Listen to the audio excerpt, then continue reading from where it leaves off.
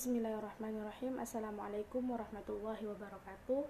Alhamdulillahirabbil alamin wa bihi nasta'in ala umuri dunya waddin wa ala alihi wa sahbihi rasulillahi ajmain, amma ba'du. Baiklah, di sini saya akan membuat tugas hukum adat Melayu, yaitu pada bagian pertama, yaitu menjelaskan apa yang dimaksud dengan hukum adat.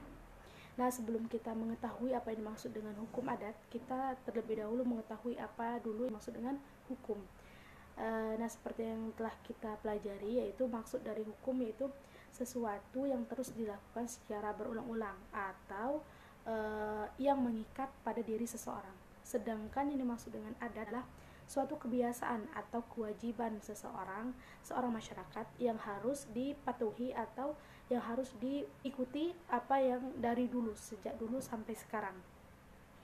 Nah, jadi pengertian keseluruhan dari hukum adat adalah serangkaian aturan yang mengikat pada suatu masyarakat yang tidak tertulis dan bersumber dari kebiasaan yang tumbuh dan berkembang pada suatu masyarakat tertentu yang kemudian diterima dan dijadikan suatu hukum secara turun-temurun. Hukum adat sering pula disebut sebagai hukum yang hidup di tengah-tengah masyarakat.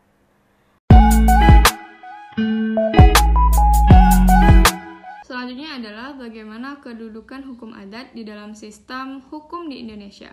Sebenarnya kedudukannya sama, yang membedakan adalah hukum adat hanya berlaku untuk orang Indonesia dan juga dia tidak tertulis. Nah, di dalam Undang-Undang Dasar tahun 1945 itu juga mengakui bahwa hukum itu ada yang tertulis dan ada juga yang tidak tertulis. Yang tidak tertulis inilah yang dinamakan dengan hukum adat.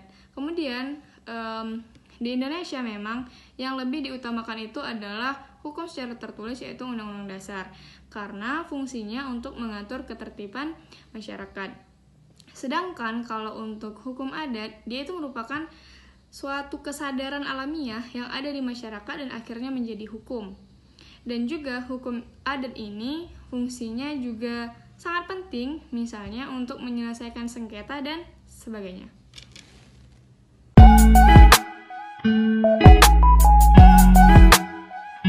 Bismillah, baiklah saya akan menjawab wilayah persebaran masyarakat Melayu.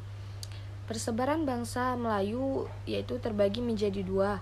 Pertama ada Proto-Melayu atau yang disebut dengan bangsa Melayu tua, dan yang kedua yaitu Deutero-Melayu atau yang disebut dengan bangsa Melayu muda. Bangsa Melayu tua atau yang disebut dengan Proto-Melayu mulai masuk ke Indonesia pada tahun 1500 sampai dengan 500 sebelum Masehi.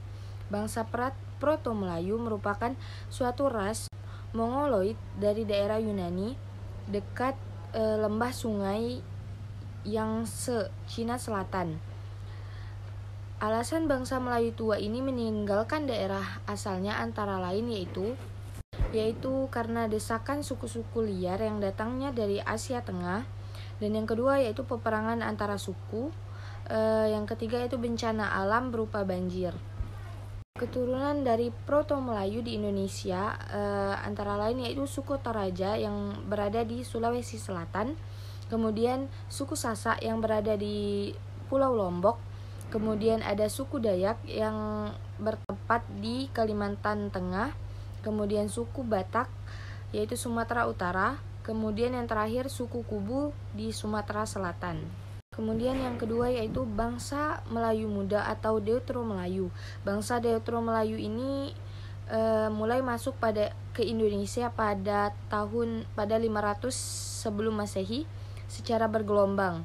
Keturunan Deutero-Melayu diantaranya yaitu suku Aceh, suku Minangkabau, suku Jawa, suku Bali, suku Bugis, dan yang terakhir yaitu Makassar. Persebaran Proto-Melayu dan Deutero-Melayu di Indonesia antara lain Proto-Melayu melalui jalur selatan yaitu Thailand, Selat Melaka masuk ke Indonesia. Yang kedua yaitu jalur timur melalui Vietnam, lalu Taiwan, Filipina, kemudian masuk ke Indonesia dari arah utara. Kalau Deutero-Melayu yaitu melalui Semenanjung Melayu, Sumatera, hingga tersebar ke wilayah Indonesia yang lainnya.